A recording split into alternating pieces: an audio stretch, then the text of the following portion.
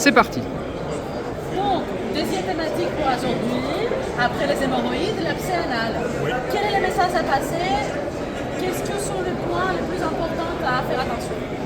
Alors d'abord, le sujet est passionnant Très et bien, oui. pas si facile. Donc j'ai passé des messages qui me paraissaient importants et qui sont les messages portés par les dernières recommandations de l'European Society of Proctology en la matière. Donc premier message, le seul traitement de l'abcès d'anus, c'est l'incision et le drainage. Sous anesthésie locale en consultation ou en bloc opératoire sous anesthésie rachéanesthésie ou anesthésie générale. Premier message fondamental, universel. Et puis ensuite, la situation va dépendre un peu de si on trouve ou pas une fistule.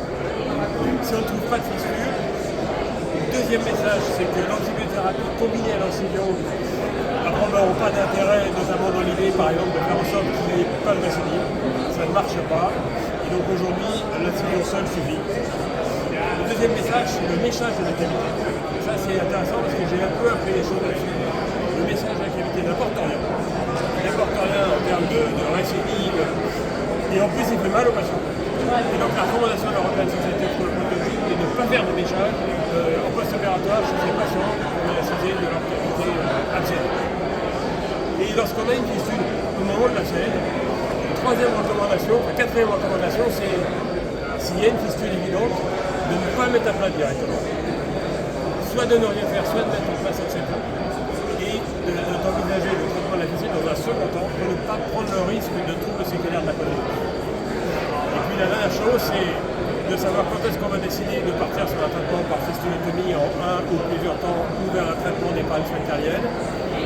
Et là, il y a un algorithme qui est présenté par l'European Society of Proctology qui est complexe. Mais je ne me suis pas attardé sur ce sujet qui est le traitement de la fistule et j'espère qu'on m'invitera une autre fois pour en parler. C'est une autre histoire. Très clair. Donc pour résumer, mise à plat de l'abcès, soit au bloc, soit en consultation, puis on donne du temps et on évalue les patients à distance pour voir s'il y a une fistule en fait, plus facilement en fait, définie pour le traiter ou pas. C'est très clair. Merci beaucoup Vincent. Bisous.